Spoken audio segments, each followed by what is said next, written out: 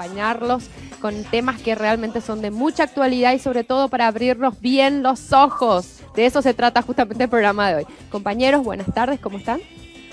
Muy buenas noches. Un tema, yo no sé si es preocupante, si es muy serio es de todos modos lo que está pasando en Canadá. Creo que nos debe importar a todos. Tenemos un invitado que creo que sabe más del tema que cualquier otra persona, porque lo que yo sé de su material.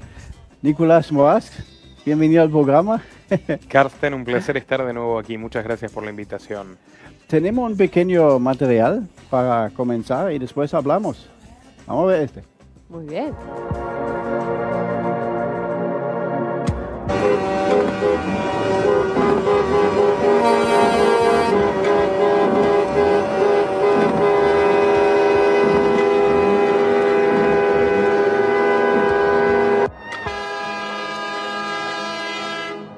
Si al mundo exterior le confunden las escenas que se llevan a cabo en las calles de Canadá, lo mismo le pasa a muchos de sus habitantes.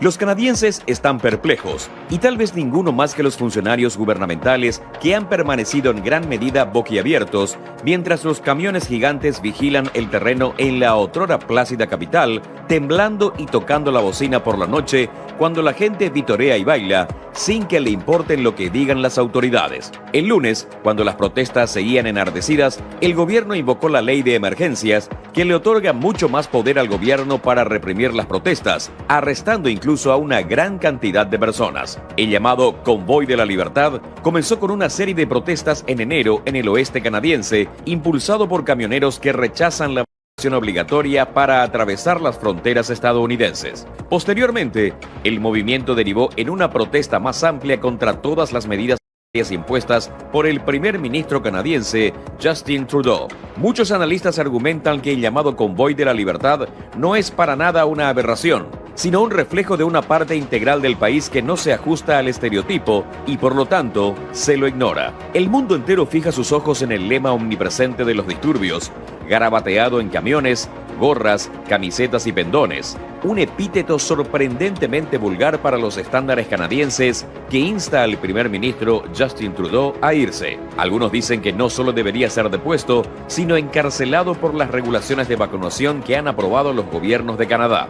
Como parte de los poderes increíblemente amplios que ahora se otorgan al primer ministro, el gobierno de Trudeau ha dado luz verde a los bancos para congelar o suspender las cuentas de cualquier persona que se crea que ha contribuido financieramente al convoy sin una orden judicial.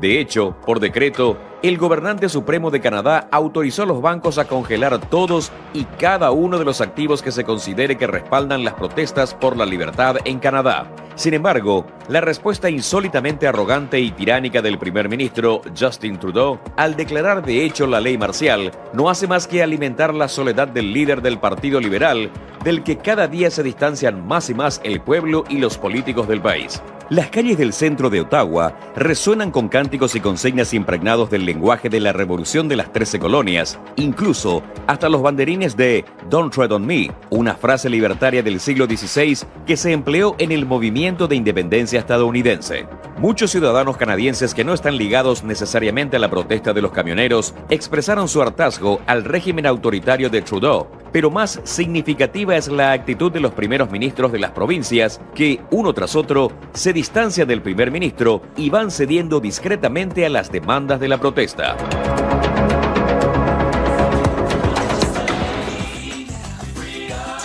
Yo creo que, para aclarar una cosa, creo que el liberal Trudeau no tiene nada, ni tuvo nunca nada. No sé ustedes cómo piensan, pero lo poco que yo sé, y yo sé que vos sabes mucho más, no sé si vos sabes algo de Canadá. Yo tengo amigos canadienses, tengo clientes canadienses. Los canadienses deben ser la gente más pacífica del planeta. Si se manifiestan y se levantan contra el gobierno, es por algo, ¿sí o no? Yo tengo la experiencia, así como vos también, de tener amigos en Canadá y también amigos como familia, o sea, teniendo mucha afinidad, y siempre lo que yo supe de Canadá, que incluso era un lugar muy interesante para vivir, para hacer negocios y hacer cosas. O sea, para mí Canadá era palabra mayor. Y ahora ver lo que está sucediendo, digo, ¿esto es real? ¿Esto está pasando? Entonces, realmente creo que el programa de hoy me va a ayudar también a mí a actualizarme y a entender realmente de fondo por qué está sucediendo esto. Yo recomiendo un material acá de nuestro amigo Nicolás, que es buenísimo. Yo volví a ver, yo ya había visto antes, pero volví a ver para justamente prepararme un poco. Y te doy un poco la palabra vos, porque yo creo que vos sabes 10 veces, 100 veces más que yo. Quizá nos puedes dar un pequeño resumen de lo que está pasando. Supongo que no toda la audiencia sabe que realmente qué se trata, ¿no? Bueno, yo creo que lo primero que debemos destacar, tienes toda la razón, Carsten, tú también, en la cuestión de que el pueblo canadiense es una de las sociedades más civilizadas del planeta. Es una sociedad tolerante, bilingüe, que ha aprendido con el tiempo a convivir de manera pacífica entre distintos grupos.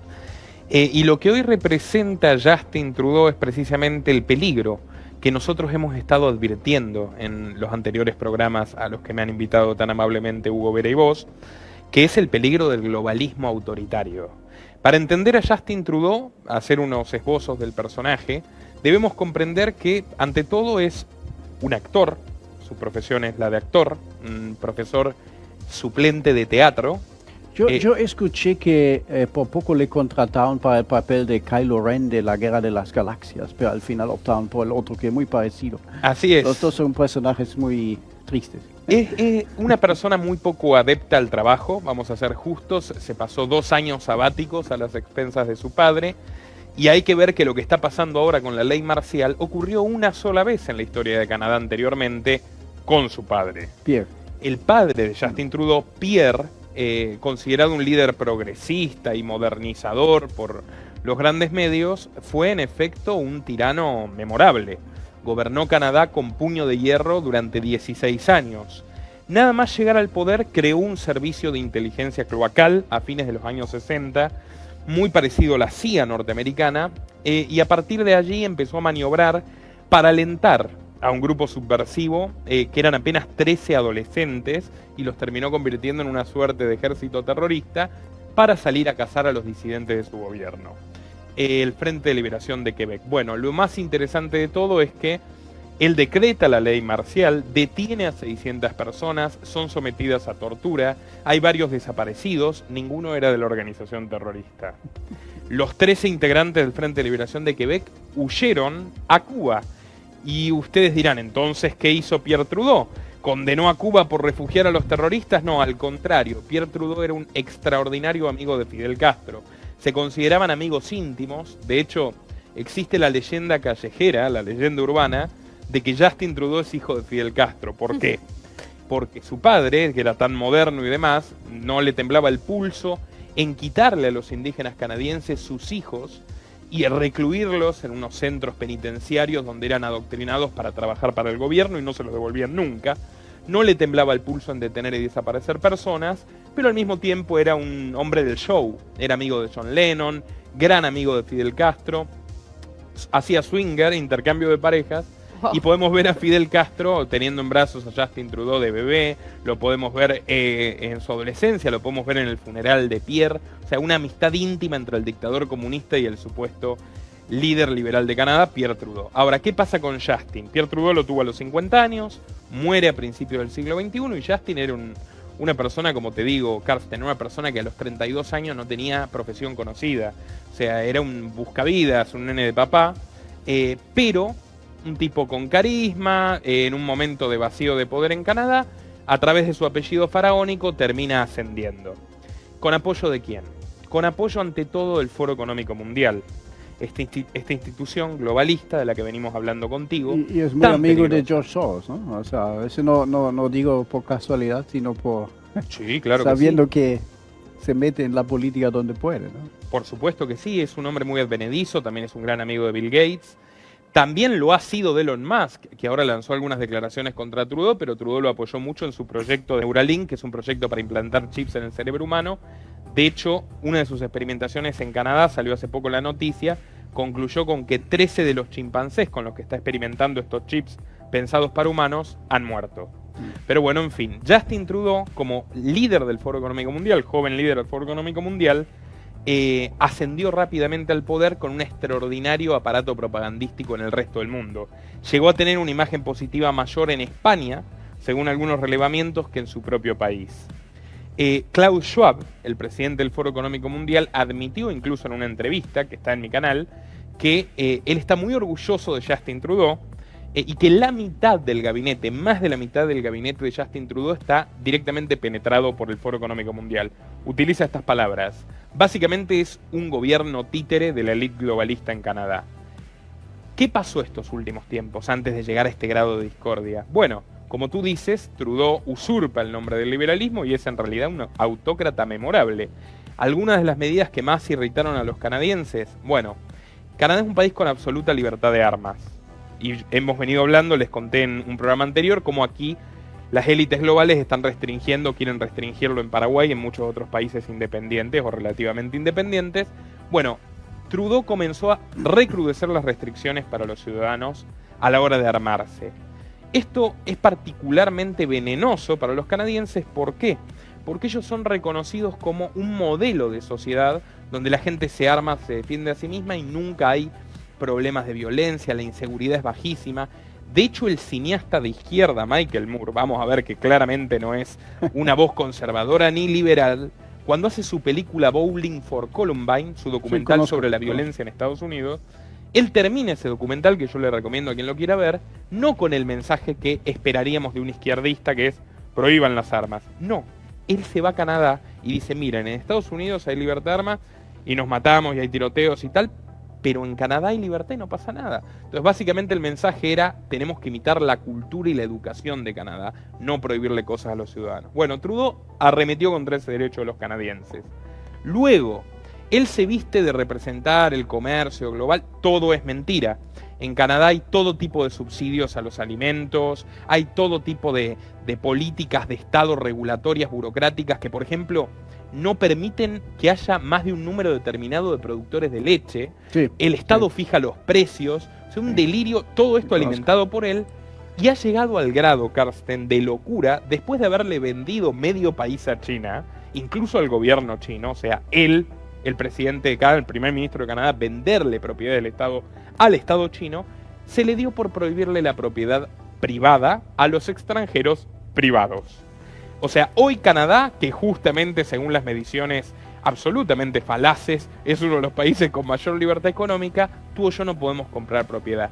Y esto es lo peor de todo. Si ya teníamos una propiedad en Canadá, el gobierno está implementando un impuesto retroactivo. Es decir, tú tuviste una casa en Canadá 60 años, pagaste todos los impuestos, ahora tienes que pagar nuevamente por esos 60 años, un movimiento antijurídico, anticonstitucional, lo cual ya más o menos revela de qué se trata este personaje. Bueno, ¿qué pasó ahora? Por supuesto, como caballito de batalla de la élite globalista, de los ideólogos del encierro masivo, que fue un negocio fabuloso para las compañías tecnológicas de sus amigos, para las farmacéuticas, ya lo sabemos, bueno, él quiere obligar a toda la población, con medidas absolutamente despóticas, a entregarle su brazo al gobierno. Y bueno, el gran obstáculo que tiene para esta medida son los camioneros. Canadá es el país que proporcionalmente tiene más camioneros en todo el mundo. Tiene 1 millón de camioneros, de los cuales casi el 20% se resistió de manera tenaz a esto y los otros se solidarizaron. O sea, parte de una cultura. Creo que fue también que tenían que usar tapaboca estando solo en su camión. En su camión, que exactamente. Uno no sabe quizá, pero un camionero en Canadá pasa meses en su camión. Meses vive en su camión, tiene su cama ahí, su cocinita. No son camiones como conocemos nosotros, son camiones enormes. Yo estuve en Canadá impresionado y los camioneros que yo conocí eran la gente pero más amable y más chistoso que hay, ¿verdad? O sea, siempre hay a lo mejor excepciones, pero los que yo conocí, realmente muy buenísima gente, y la gente en Canadá les quiere mucho, tienen un nivel muy alto de aceptación, por eso quizá el protesta del camionero vale mucho más que quizá acá o en Europa, ¿verdad? En Canadá son un grupo muy, muy apoyado, muy querido, ¿no? ¿Y qué fue lo que hizo el clic en los camioneros para que digan, no, nos manifestamos? Y bueno, ¿qué fue? La conciencia de que quienes no entregaran el brazo a los caprichos de Trudeau, que no respeta la más mínima libertad individual ni los derechos de las personas, iban a perder su fuente de trabajo, o sea, los iba a condenar a la miseria. Iban a tener que parar durante 2 semanas haciendo cuarentenas involuntarias, y esto es imposible. Canadá es un país que tiene 10 millones de kilómetros cuadrados. Es el segundo país más extenso del mundo. Es más de 3 veces Argentina, es más de 8 veces Paraguay, es un país inmenso, con poca población. Tiene apenas 38 millones de habitantes, bastante distribuida, por más que buena parte del país es hielo. Entonces los camioneros son fundamentales. Pero ¿cuál es la lógica? Porque si los parás a ellos empiezan a faltar cosas, recursos en otros lados. O sea, que la no lógica entiendo. Es que cuando un tirano está tan embebido de su propio poder, no reflexiona sobre sus acciones. Y esto es lo que acaba de ocurrir. Trudeau lleva casi un mes prófugo. Trudeau ha escapado de su residencia oficial acompañado de 100 custodios militares. Actualmente el primer ministro de Canadá vive en una ubicación desconocida para los ciudadanos. Esto no tiene precedentes en la historia, porque las protestas completamente pacíficas de los camioneros, que incluso han dejado pasar medicamentos, comida para que la gente no sufra, y lo que hacen básicamente es un bloqueo a las oficinas gubernamentales, le está torciendo el pulso. Y aquí está demostrando su verdadero rostro. Joe Biden teme muchísimo que esto ocurra en Estados Unidos, donde hay un descontento social enorme contra su gestión. Está pasando en Europa, está pasando con un gran amigo personal de Trudeau, que es Macron en Francia, otro chico del Foro Económico Mundial, que fue director de la banca Rothschild. Entonces sacó la artillería pesada. Primero roba las cuentas bancarias, no ya de quienes se manifiestan, de quienes donan a los manifestantes. Una empresa llamada GoFundMe, de crowdfunding, de financiamiento colectivo, por ejemplo, juntó decenas de millones de dólares de todo el mundo, incluido el que suscribe, que le donamos a los camioneros de Canadá. ¿Qué hizo GoFundMe? Nos robó el dinero. Sí. O sea, impidió que el dinero llegue a esta gente y nos dio un reembolso. O sea, literalmente impidió que financiemos una protesta pacífica de gente que está luchando por sus derechos humanos fundamentales. ¿Qué hizo Trudeau ahora con las cuentas bancarias? Robarle su dinero, sus ahorros, sus salarios, sus ganancias a todos los que participan o simpatizan con las protestas. Yo hice un análisis en mi canal Los Liberales recientemente. ¿De quién son los bancos de Canadá, no? Bueno, de los mismos personajes que pusieron ahí a Trudeau, no tiene ninguna sorpresa. Y hace 20 minutos, señores, esto es una noticia de último momento, Trudeau ha anunciado que considera que los manifestantes son nazis violentos y que va a utilizar toda la fuerza policial para desalojarlos. Mi pregunta es, al público, ¿quién es el nazi violento? ¿La persona que quiere obligar a sus ciudadanos a entregar su cuerpo, a convertirlos en parte de un experimento para beneficiar a los financistas que lo pusieron en el poder, o quienes protestan pacíficamente contra ello? Los manifestantes no han derramado una sola gota de sangre, no han roto un vidrio, no han quemado un auto, no tiene nada que ver con las manifestaciones izquierdistas a las que estamos acostumbrados en América Latina, y sin embargo el tirano se propone matarlos a palazos. Ya han reventado a golpes la policía de Ottawa, de la capital de Canadá, a un anciano de 87 años, lo cual va despertando la ira social. También quizá lo que la gente no siempre ubica en Canadá en ese momento, tiene mucho frío, temperatura bajo cero, y Trudeau mandó a la policía para quitarle su combustible y su leña para que mueran de frío, literalmente hablando, ¿no? Y quiso mandar grúas para quitar los camiones. Y en primer lugar, se olvidó de que los que manejan la grúa son también camioneros, claro, y no van contra sus colegas. Y uno que maneja una grúa dice también, ¿será que el primer ministro sabe cuánto pesa un camión canadiense? Si pone el freno, ese vos no lo llevas con ninguna grúa del mundo, ¿no? Y ¿qué hace Trudeau? Dice que los que tienen como negocio una grúa le quita la licencia. Esa es su respuesta, por su respuesta de que no quieren ir en contra de sus compañeros. O sea, el tipo se quita la máscara y muestra algo que es peor que Hitler. Y además está haciendo un esfuerzo desmedido por desviar la atención. Igual es imposible desviar la atención de un país cuya capital está sitiada por camiones y un presidente prófugo. Pero, ¿qué dice Trudeau ahora?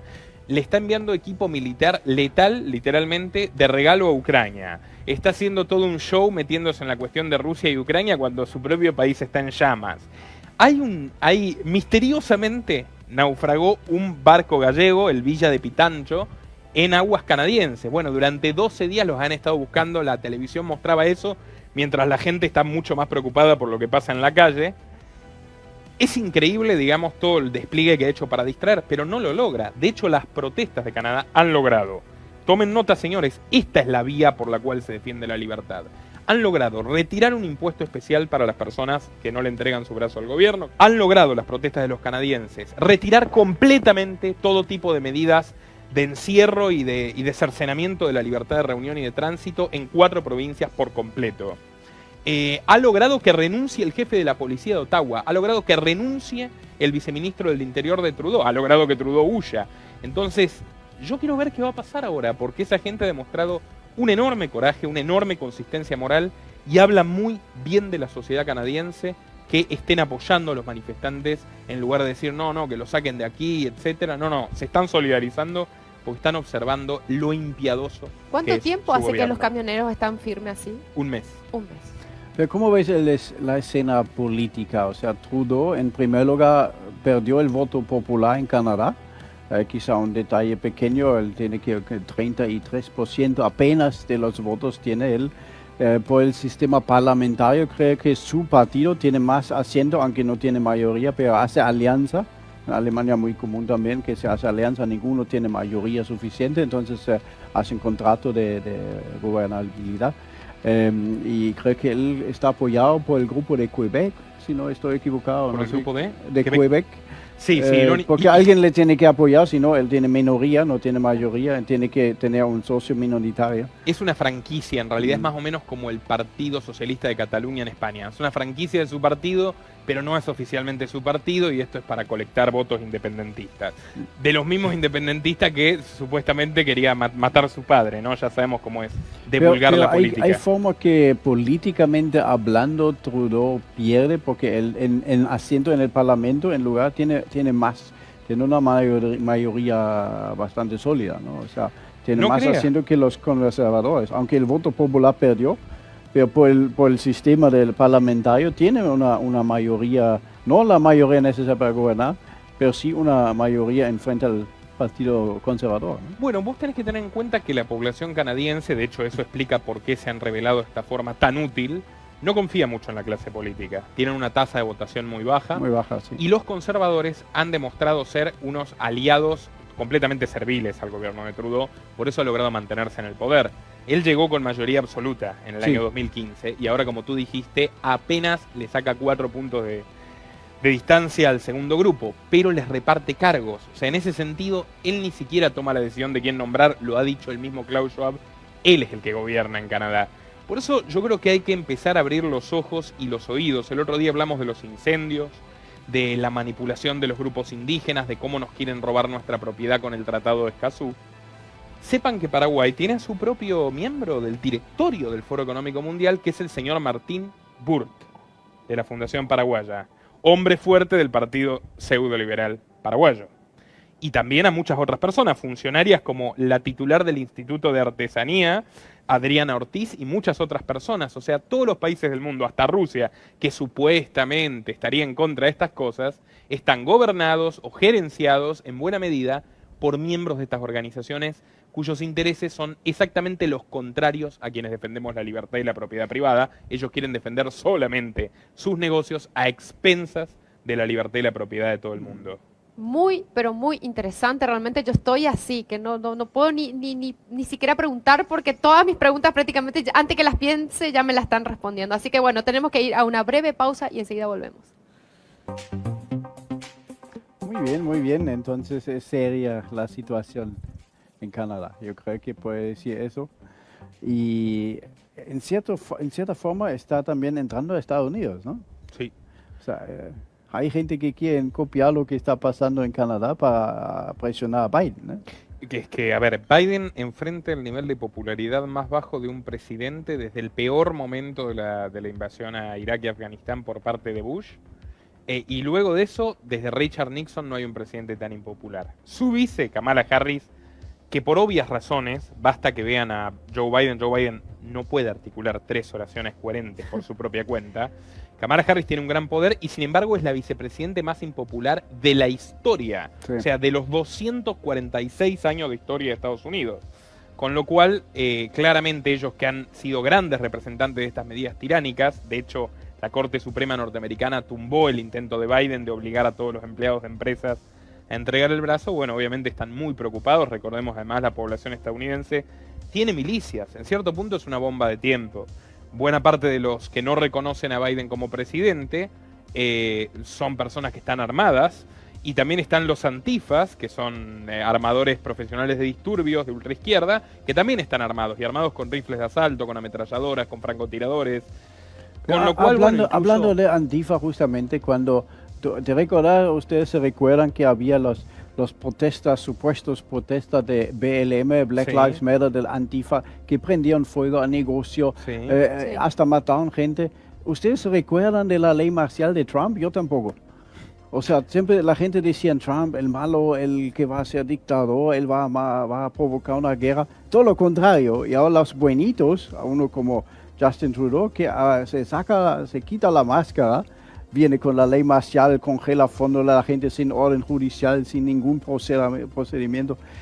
Increíble, ¿no? Para que vean que las apariencias engañan, ¿no? Y Total. lo que de repente nos parecía Trump, y mucha gente decía, no, es soberbio, el tipo es así. Al final fue uno de los mejores presidentes que ha tenido Estados Unidos. Y realmente esto es para estar atentos, y me gusta mucho lo que estamos haciendo hoy con el tema de Canadá, porque acá en Paraguay, yo cuando dije, bueno, tenemos este tema en el programa, hablé con algunas personas y mucha gente está desconociendo lo que está pasando en Canadá. Es como que nos afecta a nosotros acá en Paraguay, tendríamos que estar atentos de esto que está pasando en Canadá. Muchas personas con las que estuve conversando esto decía, y bueno, ¿y por qué Canadá? ¿Y qué tiene que ver con nosotros? Así que qué interesante es tocar ese tema en esta mesa redonda. Imagínense la siguiente situación, para ilustrar la gravedad del asunto a nivel internacional. Escenario 1. Martín Burt, coalición del partido, entre comillas, liberal como Trudeau y la izquierda, llega al poder. Es un líder del Foro Económico Mundial, exactamente lo mismo que Trudeau. Hipótesis 2. Llega Santiago Peña. Es el que trajo a Jeffrey Sachs como asesor oficial al Paraguay. Jeffrey Sachs es economista jefe del Foro Económico Mundial, además de un hombre de Soros, de Gates, etc. Entonces, no está para nada lejos la amenaza de que a Paraguay le comiencen a ocurrir las cosas que ya están ocurriendo en Canadá desde que llegó Justin Trudeau al poder. Esto aplica para la Argentina, otro organismo del cual Justin Trudeau es miembro, Instituto Nacional Demócrata de Asuntos Internacionales. Es el lobby del Partido Demócrata de los Estados Unidos. Emplea gente en todo el mundo. Por más que se llame Instituto Nacional, en realidad es una red de lobby internacional. Este instituto, junto también con John Podesta, que fue la mano derecha de los Clinton, fueron los que decidieron en gran medida que Alberto Fernández lidere el peronismo y llegue a ser presidente de Argentina, cuando estaba muerto políticamente. Este grupo, junto con el Club de Bilderberg, que integra a Henry Kissinger, secretario de Estado de Estados Unidos, emblemático lobista, y fundado por los Rockefeller, fueron los que pusieron a Pedro Sánchez en España.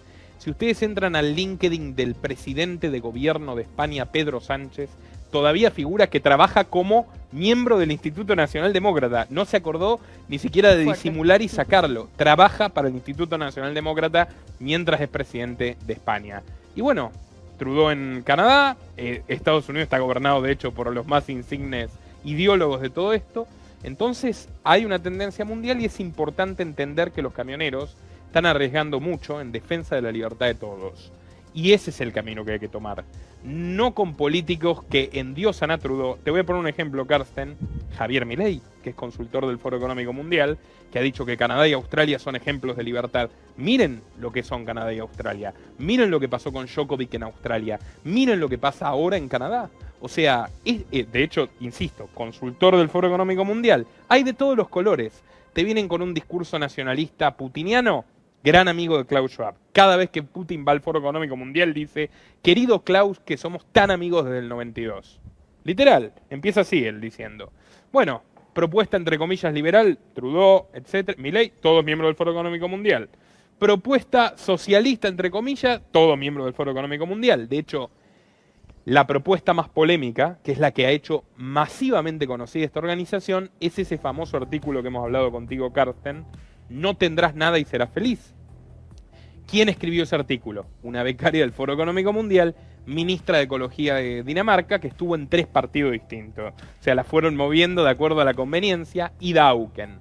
¿Qué es lo que propone ese artículo? El sueño húmedo, el sueño dorado de estos personajes, que es que la propiedad quede reservada a los dueños de la tecnología y de las finanzas, y que el resto vivamos en una suerte de comunismo tecnocrático, donde no haya más propiedad de casas ni de autos, donde todo se comparta para no contaminar, donde los robots vayan quitándole más y más trabajo a la gente, literalmente, y la gente se ve obligada a vivir de un subsidio del gobierno y por lo tanto a ser esclavos obedientes mientras se va disminuyendo el crecimiento poblacional y la propia Auken lo dice, mientras perdemos nuestra privacidad y todo lo que conocíamos como individualidad humana.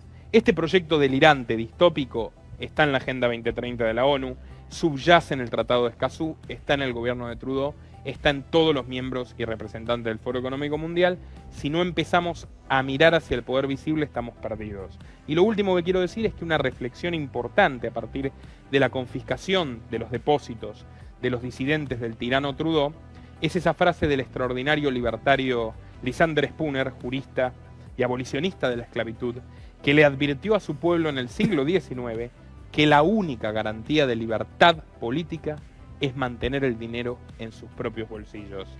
El camino debe ser quitarle nuestros recursos a los gobiernos para que no los utilicen contra nosotros, y los bancos son hoy una extensión de los gobiernos. Como veo, como escucho, no sé cómo vos interpretás, vamos a una distopia, a un futuro medio gris, oscuro, y no hay mucho que nos salve, ¿no? O sea, estamos perdiendo en el sentido, los bloques conservadores tradicionales están perdiendo en Estados Unidos, en Canadá inclusive.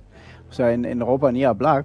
Estamos perdidos entonces. Si te escucho bien y si te entiendo bien, no tenemos más chance, nos ganaron y chao. No creas, Carsten, porque mira, insisto en que hay que mirar con cierta esperanza lo de Canadá. Han levantado el impuesto especial, han levantado las restricciones en muchas provincias.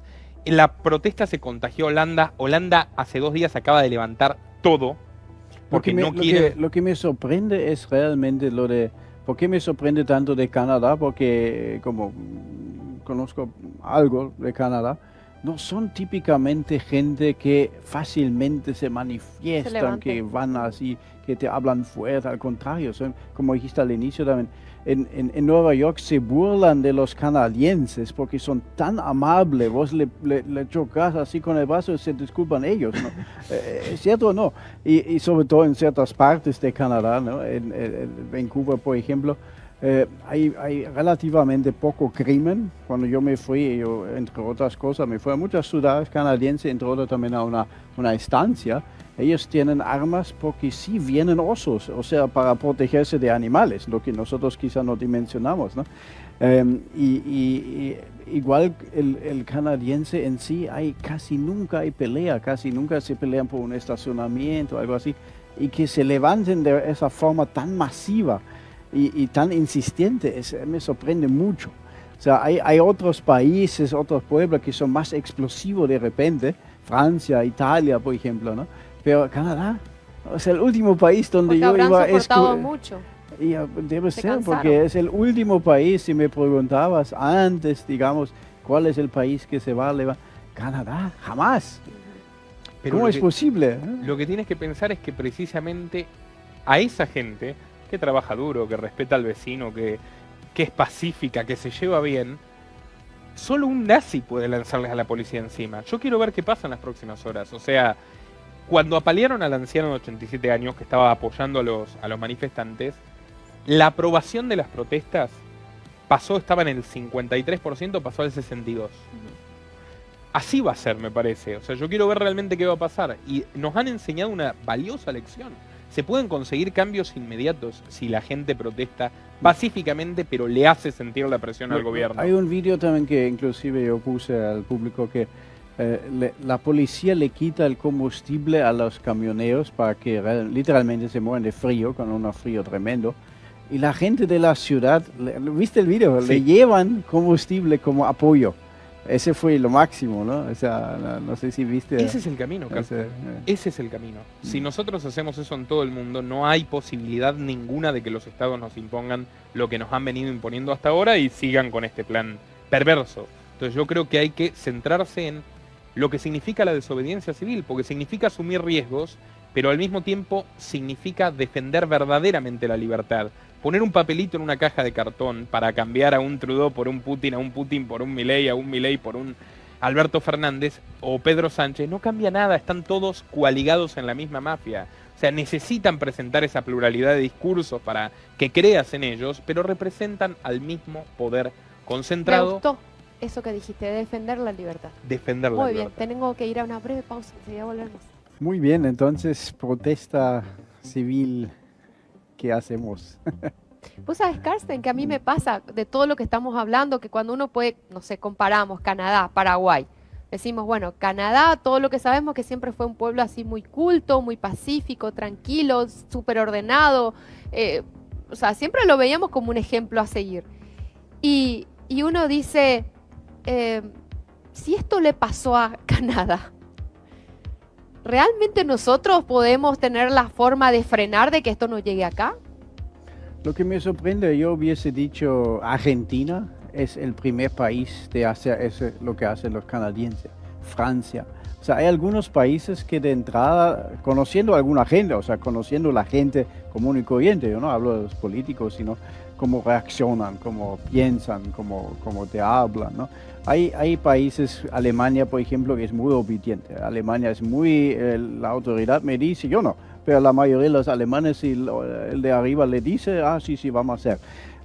Y no, jamás esperé de Canadá. Ese realmente me sigue asomando. Hay un paralelismo entre Canadá y Paraguay. La mayoría absoluta de la población vive del sector privado. La mayoría absoluta de la población vive de su trabajo honesto. En la Argentina ya no hay protestas como las que hubo en el año 2001, por ejemplo, porque lo que hicieron los Kirchner, y Macri triplicó y alimentó, y no va a cambiar, probablemente en el largo plazo no va a cambiar, es que hoy más de la mitad de las personas, ya sea porque son jubilados, a quienes les han robado sus aportes y les sueltan monedas ahora, ya sea porque son empleados públicos, un batallón de más de 10 trabajadores, más de 3 son empleados por el Estado, ya sea nacional, provincial o municipal, o los que reciben subsidios, que suman más de la mitad, ya sea una parte de su ingreso, la totalidad de su ingreso es dinero regalado por el gobierno, robado a las personas que producen, razón por la cual nos vamos del país. Argentina ya no puede rebelarse como se rebeló en el 2001, porque ahora la gente está completamente parasitaria del gobierno. Biden en Estados Unidos, y esto sí que fue un error del último tramo de Trump, que empezó a repartir cheques a mansalva, Biden está logrando la argentinización del país más rico del mundo. Hay una masa de jóvenes que no quiere volver a trabajar, que prefiere ganar la mitad pero que se lo regale el gobierno. Ahora, ¿cuál es el precio a pagar? Ser una oveja obediente, tus hijos no sean tuyos, que eventualmente llegue el momento en el que te digan que no podés tener más hijos. Y bueno, como le digo, si echamos una mirada, España está gobernada por este tipo de grupos hace mucho tiempo, Argentina también. El Instituto Nacional Demócrata tiene como miembros a los 2 presidenciables de Argentina, 2 de los más importantes presidenciables de Argentina, que son Sergio Massa, un hombre muy vinculado siempre al Departamento de Estado de los Clinton, que tiene su foto con Clinton, por el peronismo, y Patricia Bullrich. Miren otra que se reinventó de terrorista comunista en los 70s, que tuvo que huir del país, que participó de atentados, que su hermana era pareja del jefe militar de la guerrilla, y ahora es una representante de la supuesta derecha republicana que va a poner orden.